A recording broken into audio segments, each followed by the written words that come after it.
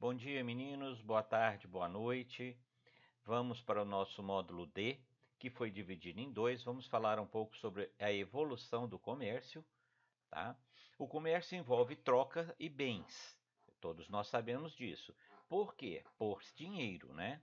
Também podem ser trocados produtos, serviços por produtos, produtos por serviços e vice-versa.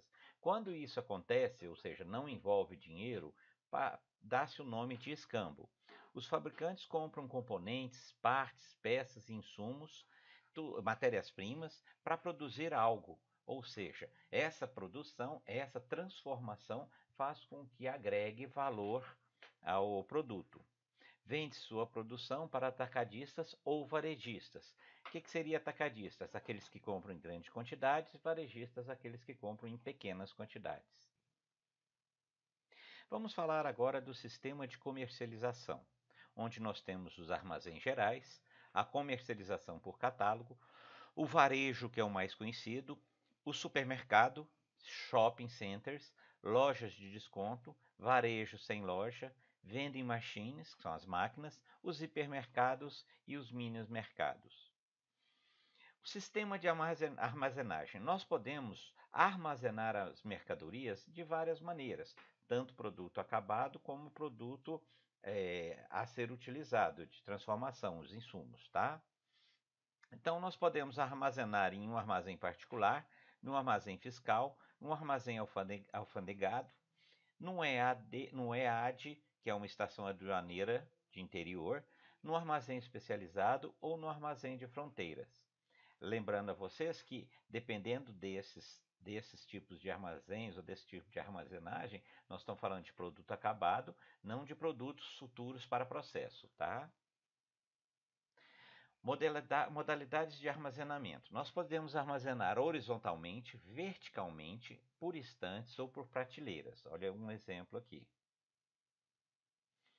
Veja um outro exemplo. Nós temos aqui vários andares e nós temos aqui um equipamento que eleva os pallets.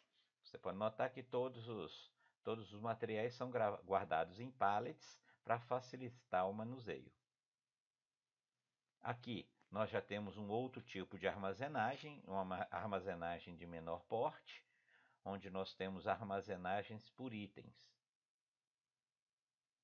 Novamente, armazenagem de pallets. Aqui nós temos alguns exemplos de armazenagens, tá? Nós temos aqui alguns até impraticáveis, como por exemplo esse aqui, que é horizontalmente, tá? E que isso consome muita distância. Observa, vários itens emparelhados um ao lado do outro, até lá no final. Nós temos aqui um exemplo de um outro armazenamento um pouco mais sofisticado, vamos dizer assim, mas também pouco prático, porque observa, como são apenas 2 andares, não tem um equipamento que facilite essa armazenagem, porque 2 andares é pequeno. Tá? Então, o custo de um equipamento para essa armazenagem sai muito alto. Já nós temos um aqui embaixo, onde é para cima de 3 andares, e que esse tipo de armazenagem, além dele oferecer uma economia de 200% de espaço, ele também gera o custo-benefício de você ter equipamentos para ela.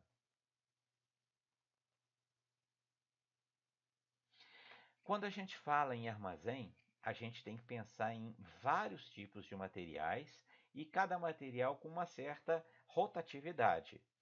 É muito comum, tá, as mercadorias ficarem posicionadas dentro do armazém de acordo com a sua rotatividade.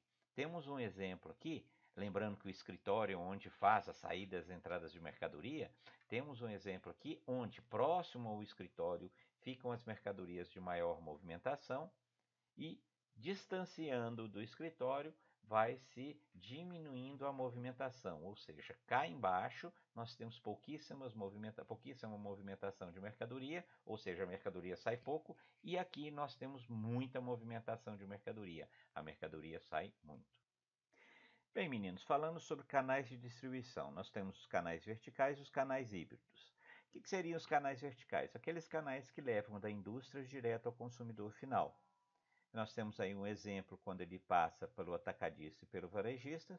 Nós temos outro exemplo de quando ele vai direto para o consumidor, ou seja, a fábrica tem o seu setor de vendas, e nós temos um outro exemplo apenas quando se usa o varejo, não se usa o atacadista.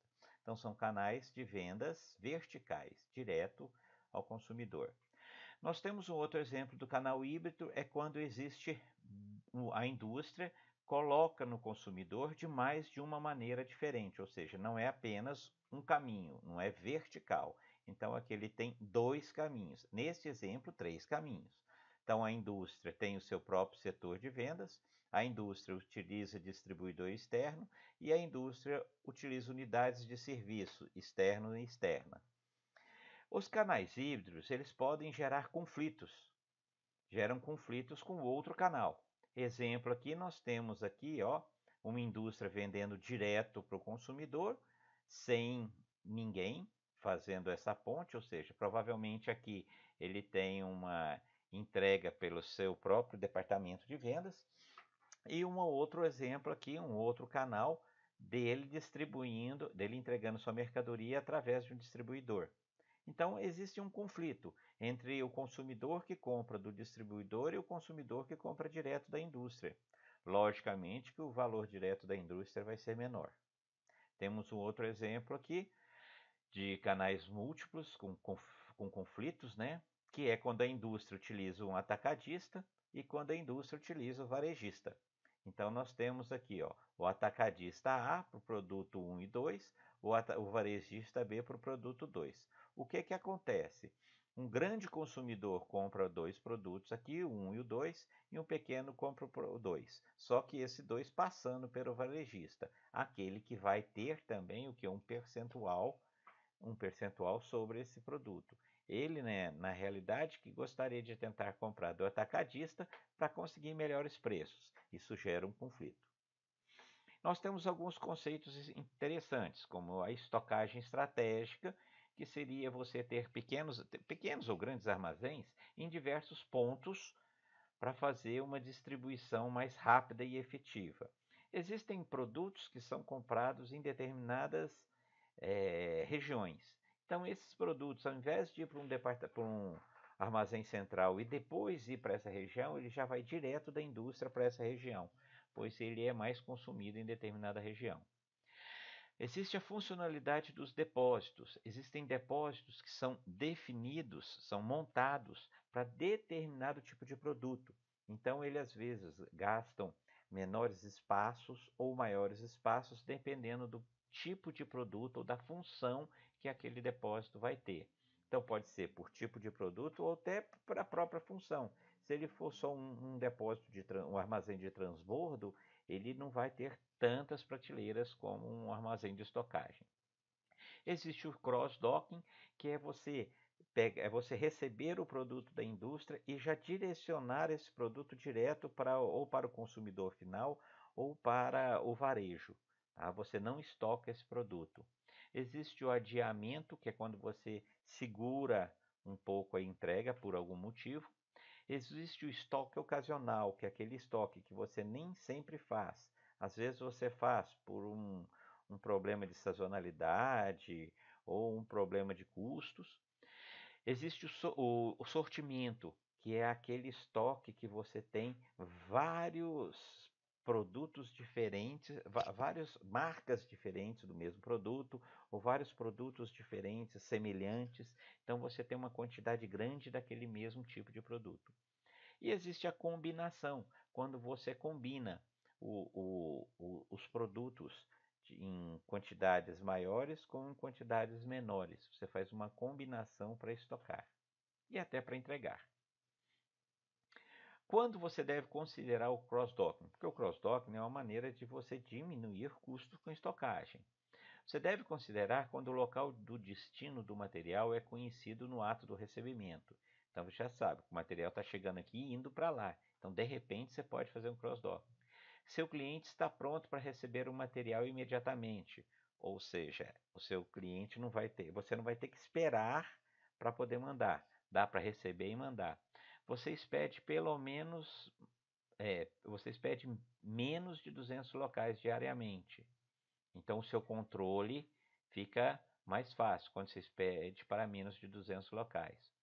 O throughput diário no centro de distribuição supera 2.000 volumes, ou seja, o que você manda diariamente, que você distribui diariamente, supera 2.000 volumes, entre caixas e pallets. Você recebe grandes quantidades de itens individuais. O inventário chega em suas docas pré-rotulado, ou seja, você já sabe que aquilo ali, aquele item vai para aquela pessoa. Então já está tudo organizado, montadinho. Os pallets já são direcionados. E seu centro de distribuição já está no limite da capacidade. Bem, se isso acontecer, realmente você tem que fazer o cross-docking, né? Porque você não tem onde pôr. Tá? Então aqui nós temos um exemplo, um exemplo no infográfico, tá? Do cross-docking. Você recebe a mercadoria e você já expede a mercadoria.